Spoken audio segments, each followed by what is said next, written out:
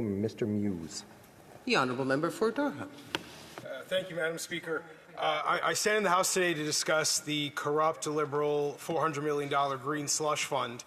And as I stand here, the former Liberal minister, Navdeep Bains, is literally across the street before the Public Accounts Committee. And he is continuing what has been a long-standing pattern of ducking, dodging, and diving to avoid any accountability and answer any questions about the Sustainable Development Technology Canada scandal, the $400 million Liberal Green Slush Fund. He is avoiding any questions from my Conservative colleagues, and it's not hard to see why when you dig into the rot that has occurred at the SDTC. I'd like to recap, as I begin my comments today, some of the background here, because a lot of Canadians may not be aware of just how horrible the SDTC scandal really is. The SDTC started in 2001 and for years operated without any of this cloud of concern. But with this Liberal government in charge, it became a $400 million slush fund for Liberal elite insiders. The Auditor General conducted an investigation and found the SDTC gave $58 million to 10 ineligible projects that could not demonstrate environmental benefit or the development of green technology. Another $58 million to projects without ensuring contribution agreement terms were met, and a whopping, staggering, Madam Speaker, $334 million to over 186 projects in which board members held a conflict of interest. Now, as I stand here, the former Liberal minister who was supposed to be overseeing this and making sure the SDTC ran properly is across the street denying any knowledge or awareness of these 186 projects with conflicts of interest. The reason the public is able to know what all has gone on there is because of a whistleblower who came forward from the SDTC, a whistleblower who came forward to testify, and I would like to read a quote from the whistleblower's testimony. The current government is more interested in protecting themselves and protecting the situation being a public nightmare, and they would rather protect wrongdoers and financial mismanagement than have to deal with a situation like this. Well, certainly everything we've seen from this Liberal government since the whistleblower's testimony seems to be backing up the assertion that there is a cover-up in place. That's right. That this Liberal government will go to any extent possible to avoid having a real, transparent conversation about the corruption that occurred at the SDTC.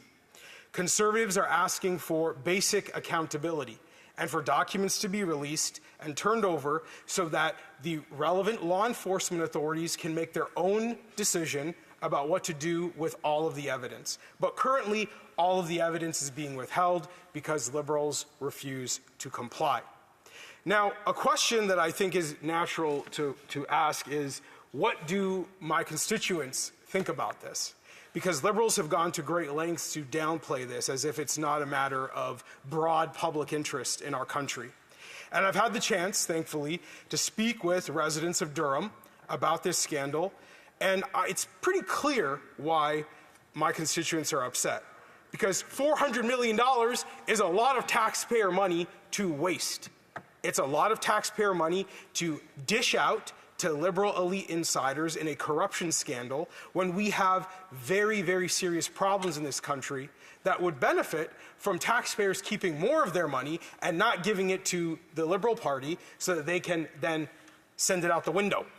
So let's put into perspective what $400 million means in real economic terms for the average Canadian. First off, if you do the math, $400 million works out to about $9,700 per person in this country. That is an enormous amount of money for the average Canadian. Make life getting through the rest of this year a lot easier. But they weren't able to keep that tax money for themselves. No. They were overtaxed so that Liberals could take their money and then give it out to their friends. It's no surprise why Canadians are frustrated and upset. What else could you do with $400 million? Well, we are in the middle of a housing crisis in this country. An entire generation of Canadians, me being a millennial, being one of them, as a renter myself, who dreams of owning a home one day and is now looking at a housing market that looks increasingly unlikely for us to ever participate. There was a time in this country where that could be taken for granted, that you do everything you're asked to do, you finish school, you work hard, you get a job, you pay your taxes, and home ownership would be a realistic, attainable goal. Not the case. So what would $400 million mean in those terms? Well, in my community of Durham, $400 million could buy you over 440 homes. Again, putting into perspective the value of the taxpayer dollars that the Liberals took from the public and dished out to their elite insider friends. In a housing crisis that is completely inexcusable, and yet we have a generation of Canadians continuing to have a government turn their backs on us at a time where home ownership is just a distant dream for many. What else could $400,000 do for the Canadian people? Well, if Canadians are able to keep that money, that is the equivalent, based on the average amount of groceries that a family of four buys, according to the Canadian Food Prices Report. $400 million is the equivalent of over 24,000 families buying groceries for a year. Again, we put this into perspective. We have 2 million Canadians lining up at food banks right now. We have people going to grocery stores increasingly feeling the strain of not being able to purchase the things they used to be able to afford just a couple of years ago. Every time I go to the grocery store, I notice people who have to put produce or meat into their cart and then second guess whether they should put it back on the shelf because they're not sure they can afford what they're used to feeding their families. And at a time like that, $400 million being wasted of taxpayer dollars is infuriating, because people are making real compromises on what they purchase from the grocery store every day. And that amount of money amounts to over 24,000 families' grocery bills for an entire year. What else could you do with $400 million? Well, many people in this country right now are struggling with a car ownership, because we have a Liberal government that is increasing a carbon tax that makes it harder to pay for fuel and make use of a vehicle to go to work, to go to school, to get around, take your kid to soccer practice or hockey practice or piano lessons or what have you. And the cost of car ownership has gone up under this government. With $400 million, what could you do with a car if you could keep that money yourself as taxpayers?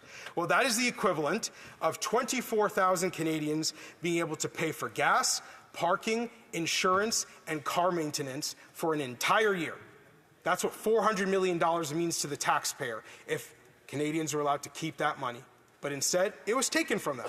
It was taken from them to be dished out to Liberal elite insiders as part of a $400 million green slush fund. Let's continue, shall we, Madam Speaker? What else could you do with $400 million? Well, one of the things I hear from moms and dads a lot in my community is that there are an increasing amount of kids who need more services and support. We have, Lord knows, in my province of Ontario, an epically failing Ministry of Education, which puts an increasing number of children in a position where the day-to-day supports offered by schools just aren't enough to help kids get over the adversity and challenges that they're facing. So I recently heard from a mom and dad who were concerned about not being able to afford speech therapy for their kids. Speech therapy for 1 hour a week for an entire year in the Greater Toronto area, $400 million would do that for over 48,000 children. Again, when you put this in terms of what this money means for the average taxpayer, taking this money away from people has real consequences. And when they hear what is being done with that money, it is no wonder that they are frustrated by the current government and the status quo in this country. Last one, and this is an important one. I say this as a cancer survivor, as someone who has great admiration and appreciation for healthcare workers in this country. And I say this because we have a government in the Liberals that constantly likes to point a finger as if they're the only people who care about healthcare in Canada. Okay, well, if they care so much about healthcare, where is their apology to the Canadian public for spending $400 million of taxpayer money on Liberal elite insiders, which would have been the equivalent of over 60,000 people being able to stay at a hospital? According to the Canadian Institute for Health Information, $400 million would cover over 60,000 hospital stays in the healthcare system we have right now. And so the question then remains, $400 million being wasted of taxpayer money is incredibly concerning for someone who looks at these numbers and says, we have all of these problems stacking up across Canada, and then we hear what is being done with our tax money, and of course, we're frustrated. This is just an inevitability. Now, this is just putting what is a real liberal scandal in clear economic terms. But, Madam Speaker, I would also like to, thank you. Madam Speaker, I'd also like to touch on why some of the residents of my community in Durham are also frustrated by what's happening with the SDTC scandal, because we are big believers in making real, genuine investments in technology. My constituents in Durham, many of them either work in or have family members who work in the Darlington nuclear facility. It is an incredible facility in Durham region that powers our local economy and generates a tremendous amount of energy for our community. We have seen tremendous technology investments at the Darlington nuclear facility, including medical isotopes, which are now used to help with cancer treatments. We also have the development of small modular nuclear reactors, which will make energy, low carbon emitting energy, more accessible to rural and remote communities. This technology is being exported across the world. These are incredible innovations, and they're happening in my backyard in Durham. So my constituents know that technology investments are actually very, very important. And the Liberal government claimed that that is what was happening with the SDTC. The Liberal government claimed that that $400 million is going to go to technology investments, like the kind of investments we know could happen with that money in Durham. But that's not what happened. In fact, we have an industry that employs 89,000 Canadians, adds $17 billion to our GDP each year, and none of that $400 million is used to support our technology developments. None of it was used to support the nuclear industry. In fact, that money was dished out to Liberal elite insiders who, as I recap, were engaged in over 186 conflicts of interest, $58 million to 10 ineligible projects that could not demonstrate environmental benefit or the development of green technology. Well, I can assure you that the Darlington nuclear facility could have used some of that money to continue the great work that's being done there. And I can assure you that the Darlington nuclear facility is developing green technology and does have very clear, measurable environmental benefits. Yep. Again, we are people in Durham who understand that these technology investments matter, but that is not what we're getting from this Liberal government. Instead, we're getting a cover-up of a scheme that took that money away from projects that could have benefited from it and instead gave it to Liberal insiders. That's right. Now, I'd like to continue with also addressing some of the other concerns related to the police, because we have heard from Liberals ad nauseum over the last few weeks that they are somehow doing the will of the police by opposing a basic request for accountability. And on that, I'd like to say, I do believe, Madam Speaker, that this is part of a broader trend with this Liberal government of frankly not respecting or trusting police officers. We have seen just recently the police associations across Canada, including the Toronto Police Association and the Vancouver Police Association, come out and criticize the Prime Minister and his Liberal policies for increasing crime in our country. We have seen a 116% increase in handgun crime under the current government. And police associations have rung the alarm. They've said, listen to us, please. They're openly saying to the Liberal government, please listen to what us and our members have to say. They are on the ground. They are seeing the consequences of Liberal policies every day. And what are they being told? Well, we've seen the Prime Minister stand here in the House of Commons, and we've seen the Liberal member from Pickering stand here in the House of Commons and accuse those police associations of somehow mimicking talking points from gun lobbies.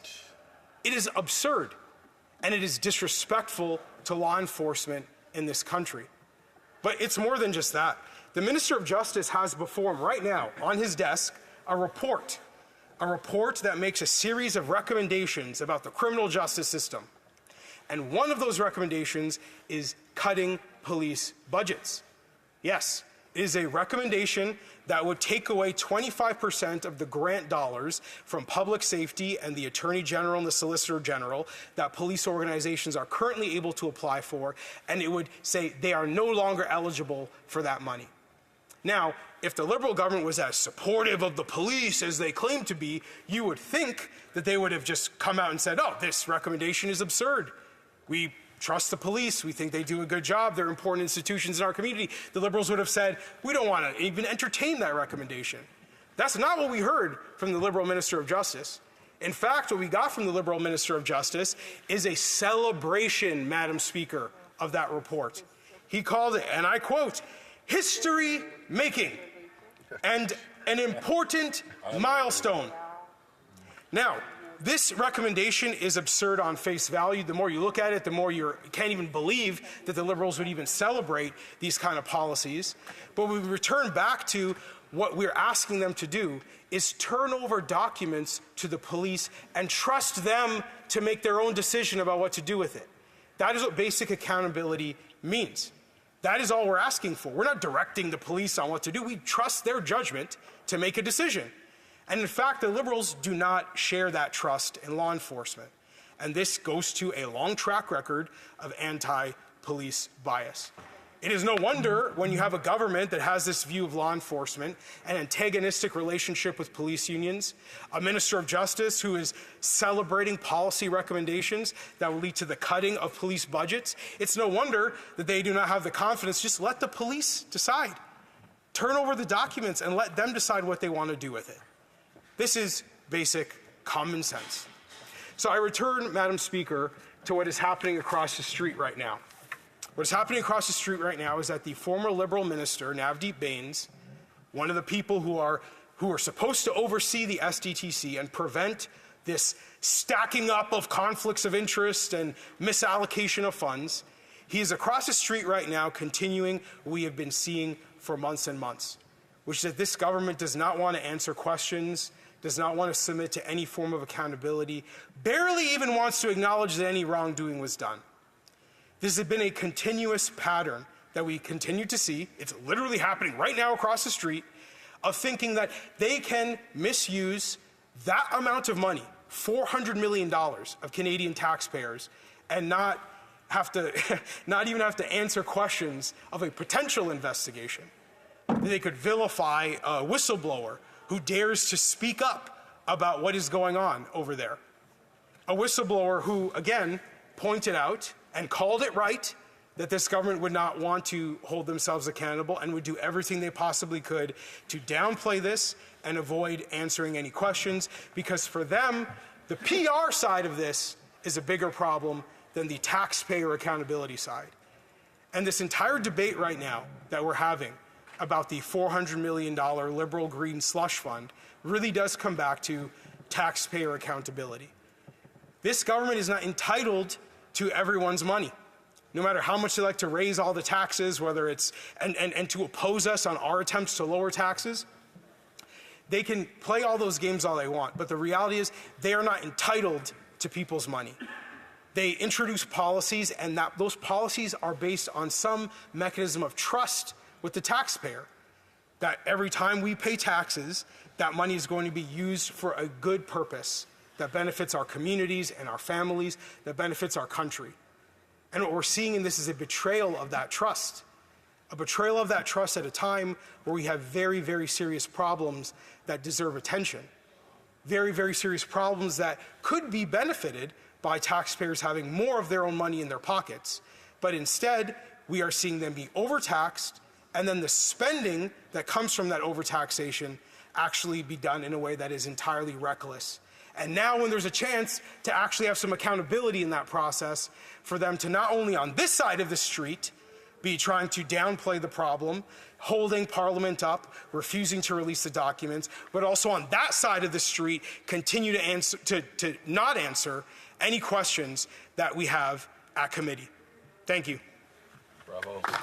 Questions and comments. The Honourable Parliamentary Secretary to the Government House Leader. Yes, thank you, Madam Speaker. It's a bit much hearing from the member in regards to being disrespectful to the RCMP when in fact, and I will quote a letter from the RCMP about the game or the tactics that the Conservative Party is using here, and I quote, "There is a significant risk that the motion could be interpreted as a circumvention of normal investigative processes and charter protections." That's from the commissioner of the RCMP. And the Conservatives say, who cares? We have our political agenda at hand, and they completely disregard what the RCMP are saying. Then, on the other hand, the member says, well, this is all about political liberals lining pockets of liberals. The chairperson was an advisor to Brian Mulroney, progressive conservative, Stephen Harper, far-right conservative, and Jim Flaherty, another conservative, and donates thousands of dollars to the Conservative Party, yet he calls her a liberal. Madam Speaker, the Conservative Party makes absolutely no sense on this issue. And it feeds into the incompetence of the leader when the leader does not put, when the leader puts the interests of the Conservative Party ahead of the interests of Canadians. And the question to the member opposite, will he not recognize or encourage his leader to do the right thing, to be respectful to Canadians and listen to Canadians and put the Canadian interest ahead of the Conservative Party and his self-interest and get the security clearance so he's better able to deal with the issue of foreign interference? Will he give him the advice to go ahead and get that security clearance? Honourable member for Durham. Thank you, Madam Speaker. You know, I haven't been here for very long. I think it's fair to say I'm a rookie. But I've been here long enough to know how liberals on the other side of the House like to play the game. I knew these questions were coming. It's a no-brainer. From the National Post on October 12th, interviews Commissioner Mike Duhaime of the RCMP. When asked what the RCMP was investigating specifically, Duhaime said police were exploring a range of theories. Could there be a possibility of corruption? Breach of trust? Is there any fraud, any favoritism? It was brought to our attention and we felt as an organization, okay, let's look into it, and if charges are warranted, charges are warranted. If they're not warranted, we'll explain why we're not charging. Those are the words of the RCMP commissioner. And all I'm saying is, let's make sure he has all the documents he could possibly need so he can use his judgment and discretion as a chief of police to make the most informed decision possible. What is wrong with that? Good Thank answer. you. Some comments. Questions et commentaires, l'honorable. The Honourable Member for Thérèse de Blainville. Thank you, Madam Speaker. My question is simple. For my colleague, do you think, because we've been studying this question of privilege for over 2 weeks, do you hope that the government is going to give the documents back? But what if the government doesn't produce them? What is your plan? Is your plan to bring forth another question of privilege? The honourable member for Durham. Thank you, Madam Speaker. My plan is to hold the Liberal government accountable. That's exactly why I'm here, and I'm standing here in the House of Commons right now. My constituents, like Canadians all across our country, know that this government is mismanaging their money and misleading our country.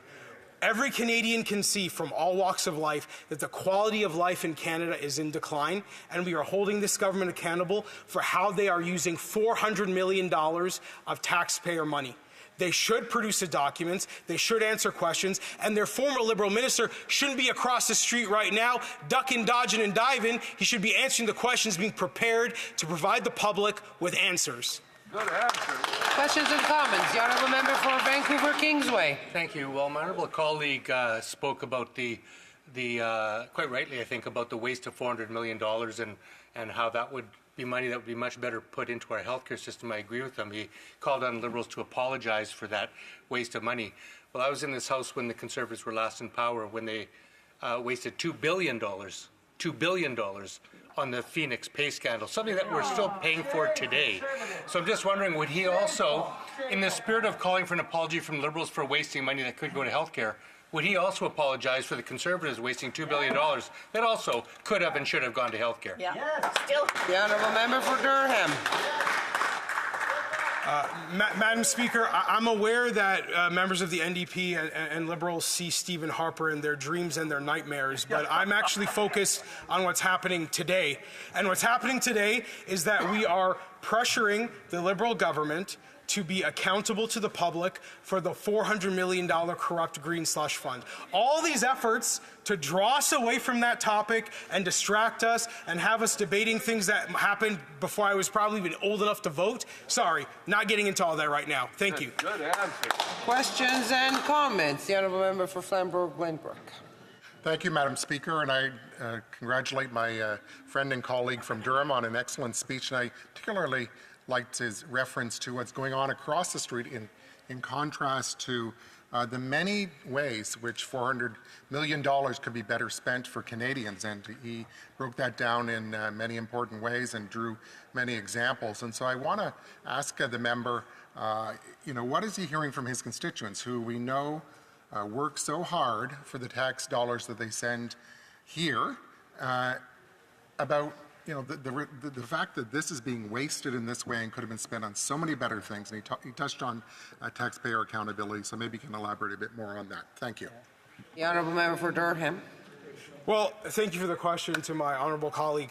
Look, I mean, the reality is that the public is aware, the Canadian people are aware that they're being overtaxed. They know that there are expenses that they would like to pay themselves that they cannot afford because the Liberal government is taking too much money out of their pockets and away from their families.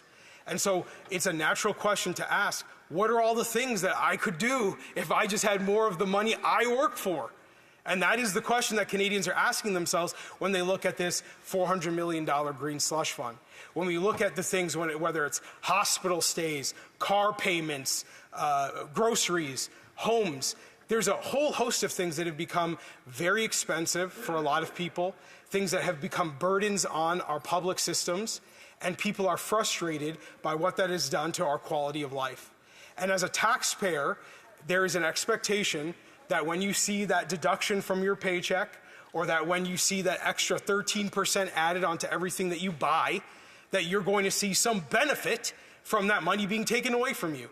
And when that money is being taken and misused, when we have Liberals dishing that money out to Liberal elite insiders like George Costanza and Jerry Seinfeld trading a rye bread out the window, of course you're going to be frustrated. And that is what the Canadian taxpayer feels right now. That is why we're focusing on this issue. We are speaking for the people of our country, and we are speaking for our constituents. Good answer.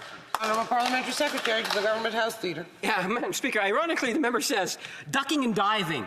Members should answer questions. I asked him a question, and he didn't even answer the question, Madam Speaker. So let me be a little bit more crystal clear for the member. Foreign interference is a very serious issue in Canada. All political leaders except his leader, the leader of the Conservative Party, has gotten the security clearance.